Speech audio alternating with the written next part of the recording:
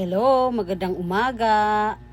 Ngayon pala pupunta kami ng Binondo para magsimba, pero sabay na rin nun yung food trip namin sa mga pagkain nila ng mga sikat doon. So ito ang pusit, ang paborito namin grabe, tingnan nyo naman yung sausawan nila, sobrang daming sibuyas at hindi yan tinipid. So ayan, habang kami ay munguya, naglalakad kami, may mga juices pa kaming mga nadaanan dyan at mga pagkain. So food trip ang hanap namin, kaya ayan, videohan muna namin yung mga nadaanan namin. Yan. Daming pambili oh. Iba-iba yung aming food trip ngayong araw na to. So akala mo ba kami lang ang nagaganyan? Maraming tao ngayong araw dyan kasi araw ng linggo. So ayan. Meron silang mga pasabog dyan sa mga flavor nila na mangga. Hindi lang asin ang pwede mong isawsaw. Ayan, meron silang nilalagay na parang flavoring. So ayan, dyan naman tayo sa mga hopya. Ayan yung mga hopya nila. Hindi ako mahilig sa ganyan eh, kaya pass muna ako sa ganyan. So ayan, ito yung pinagkakaguluhan nila na tubo juice. So 100 pesos sa isang lagayan. O ayan o, fresh tubo yan. Ang haba-haba ng pila niyan kasi pinagkakaguluhan nga, kakaiba 'di ba? O ayan. Syempre bibili din kami. O 'di ba? Antay tayo sa pila ha, hindi tayo pulis, okay?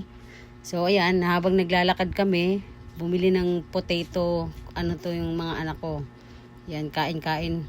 Kahit ano na nakita namin dyan ng mga pagkain. So, kumbaga, ang dami ng pagkain na matitikman mo. Mabubusog ka pa. So, ayan, dyan kami. Ayan, tingnan mo, oh. Ang sarap-sarap ng mga yan. Yung kikiam lalo, natikman namin. Sobrang sarap. 100 pesos. Tas yan, butchi ba yan? O, ayan. So, pumasok naman kami dito sa malaking siopaw. Na ubod na laking siopaw, sinlaki ng mukha mo. Yan, bumili ako isang peraso, 275. Yan, pumasok kami dyan sa loob. Ang dami nilang paninda, may mga hopya, mga sweets, etc. So, Chinese foods talaga siya. O, ayan.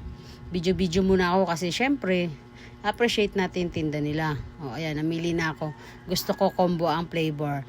Mix asado at bola-bola. So ayan, paglabas namin, naghanap pa kami ng iba naman na matitikman namin na pagkain. So walking, ang daming tao, ang daming dumadayo dyan sa Chinatown, Binondo. Yan, after nyan, pumasok kami dito sa Engbitin, kakain sana kami dyan. Kaso tignan nyo naman, full ang customer. Wala ka na maupuan. O ayan, na-video na lang kami dyan ng mga display nila ng mga souvenirs. Yan, tignan nyo naman to, oh, ang daming tinik. Ano ba sabi ni LA dyan? Hindi ko alam. Parang butete. Yan, butete daw yan. Na pinatuyo. O diba, ang galing talaga ng mga Pilipino. Oh, simbilog ng mukha ng anak ko. So, ayan. Uwi na lang kami kasi daming tao eh. Wala kang mapwestuhan. So, ang ending, uwian na lang. Yan yung Engbitin building. Dyan may tindang Xiaolong Bao. So, ayan, uwian na kami. Habang pauwi, video muna tayo sa labas ng para pampa-edit lang. O sige na, bye-bye na.